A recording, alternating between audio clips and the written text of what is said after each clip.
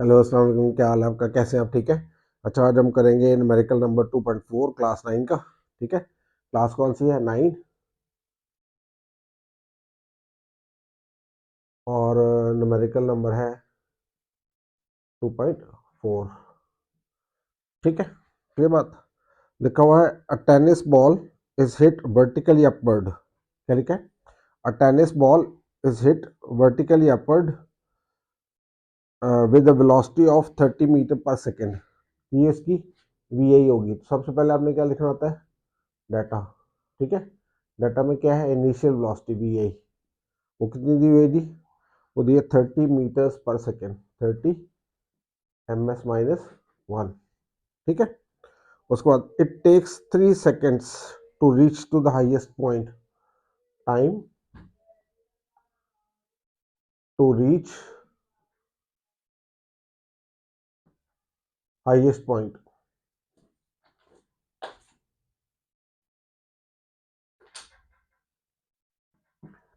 Highest point में पहुंचने के लिए इसको क्या लगता है जी? ये नहीं है जी बीच में। Time to reach to highest point वो आपके पास है 3 seconds।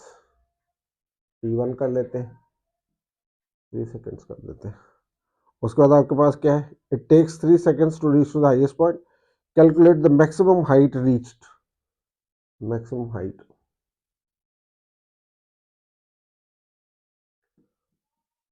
ठीक है। उसको हम एज कर लें। ठीक है। Question mark. Maximum height reached by the ball, how long it takes to return to the ground. अब आपने टोटल टाइम फाइंड करना है। Total time to reach back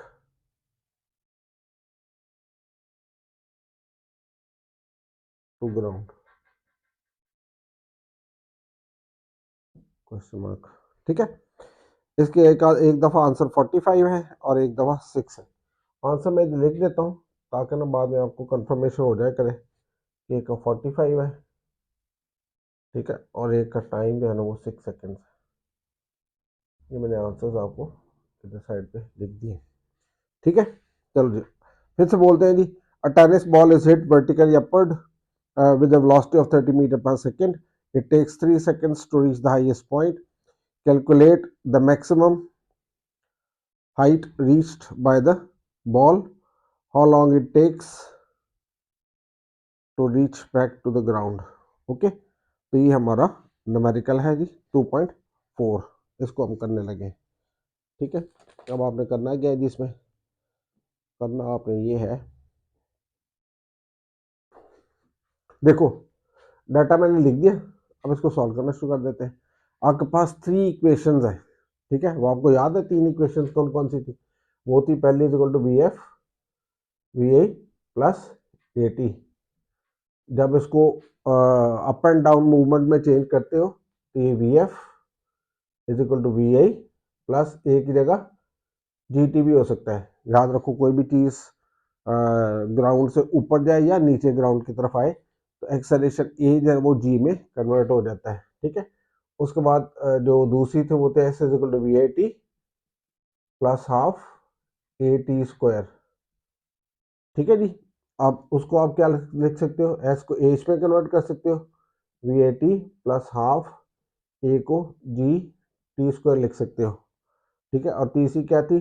to a s v f square minus v f square. तो आप इसको two g h v f square minus v f square लिख सकते हो। ये 3 इक्वेशन है, इनको भी साइड पे लिखा रहने देते हैं। ठीक है। अब देखो जी, मैंने क्या किया? ये जो 3 इक्वेशंस ऑफ मोशन है जो हमने यूज करनी है, वो पहली थी v F is equal to V A plus A t. ये थी जब ग्राउंड पे कोई चीज चल रही हो, मूविंग में हो, मोशन में हो। ठीक है। ये दूसरा क्या है? V F is equal to V A plus g t. जब भी कोई चीज फ्रीली फॉलिंग हो रही हो या गोइंग अपवर्ड हो रही है अवे फ्रॉम द अर्थ, तो उसमें ए किस में कन्वर्ट हो जाता है? जी में। और एस किस में कन्वर्ट हो जाता है? एच में। इसलिए मैंने इसको v f is equal to V A plus a की जगह जी टी लिख दिया।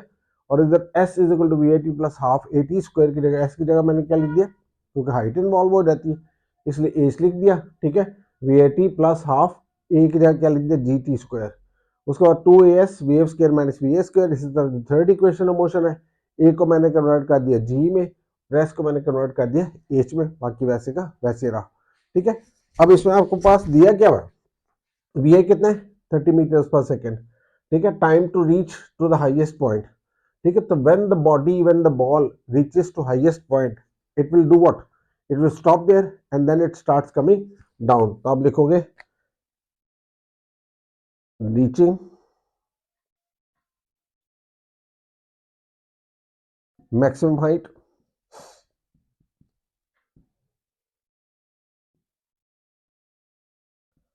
it stops, so final velocity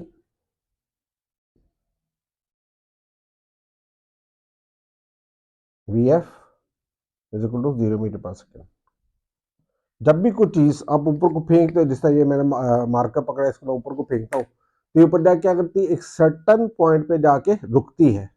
ठीक है, जब रुकती है तो इसकी फाइनल वेलोसिटी क्या देती, जीरो।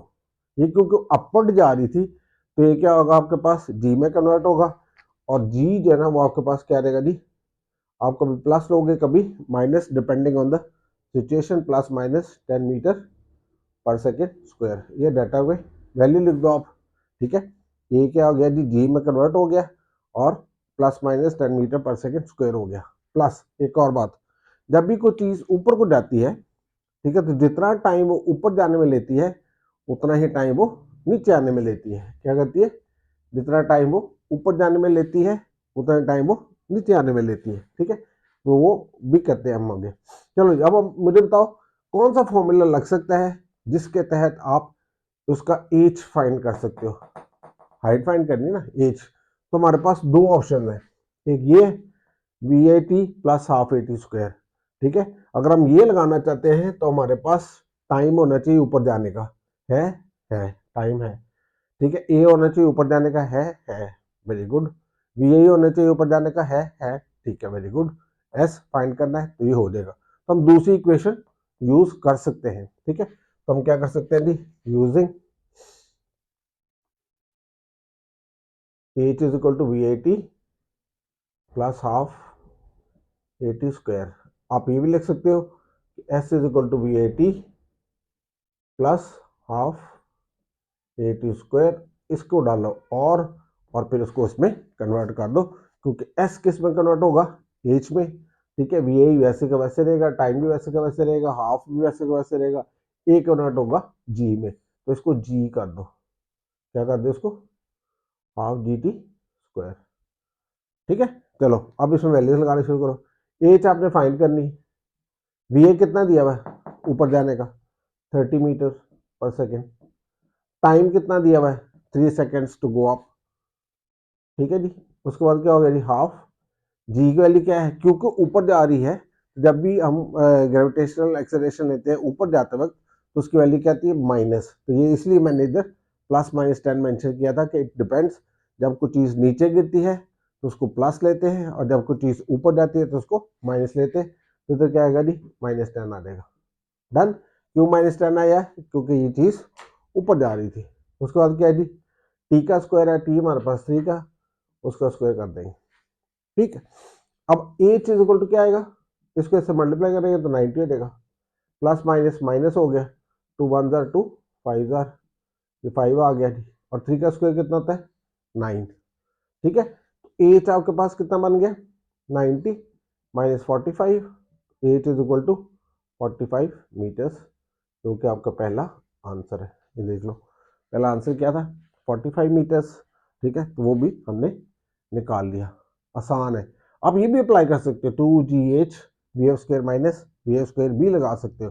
कैसे, वी एफ क्या आना था 0, वी ए क्या आना था ये वाला 30। ठीक है, अब आपके पास 2 और जी और एच यहाँ से ये भी निकाल सकते हो। ठीक है, लो जी, अब इसका करते हैं दूसरा पार्ट। उसमें हमने टाइम फाइंड करना है, क्या फाइंड करना है, टोटल टाइम। ठीक है, क्या फाइंड करना है, total time. Okay, now we know time to go up is equal to time to come down. कोई भी बॉडी जो ऊपर जा रही है वो जितना टाइम ऊपर जाने में लेती है उतना टाइम नीचे आने में लेती है। अब टाइम टू वो अप कितना था, 3 सेकेंड्स था। कितना था, 3 सेकेंड्स। तो ये कम डाउन वाला कितना हो गया, 3 सेकेंड्स। ठीक है, तो इसको हम टोटल 3 सेकेंड्स कर देते हैं। ठीक है जी। सो टोटल टाइम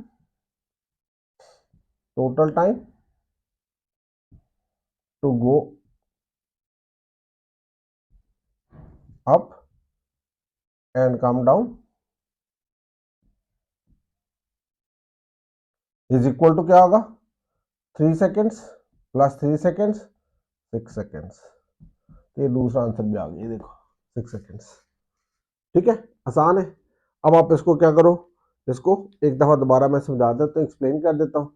अब आप इसको बाद में जहाँ पे आपको प्रॉब्लम हो आप इसको रिपीट करके डिवाइड करके बार बार वीडियो देख सकते हो।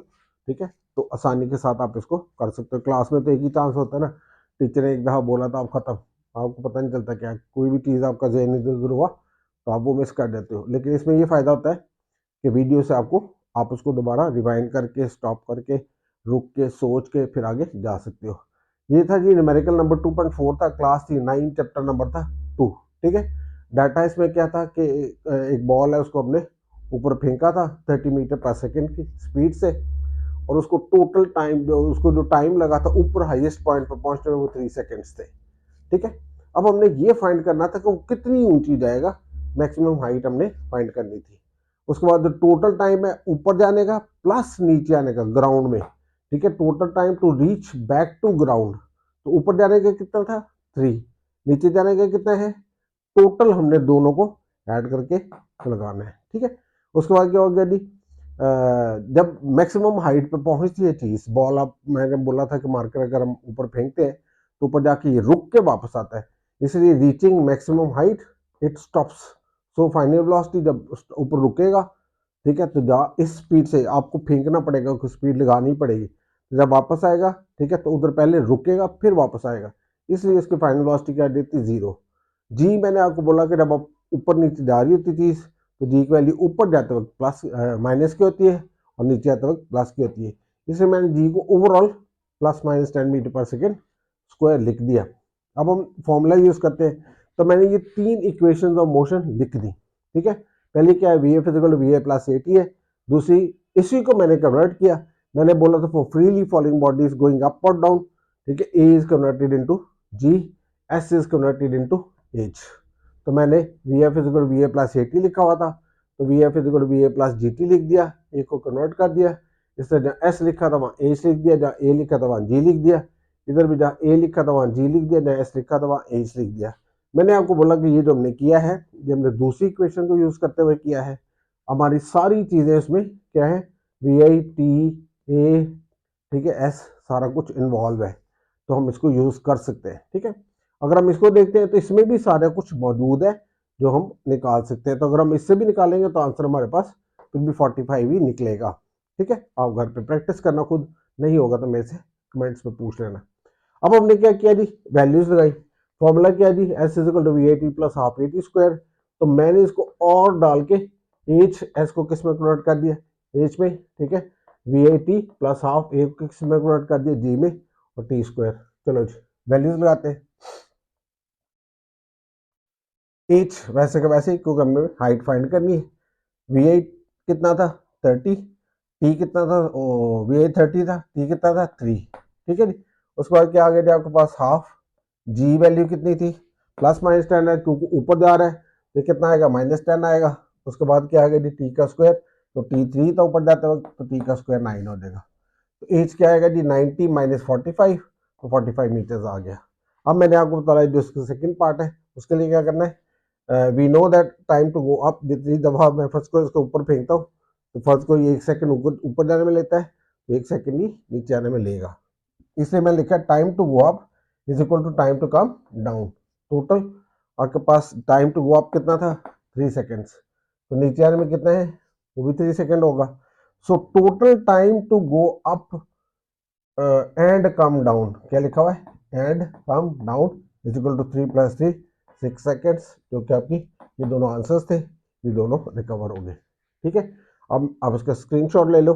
ठीक है, फिर इसको रब करके नया करते हैं। मैं जरा मोबाइल के अंदर से वीडियो चेक करके आता हूँ।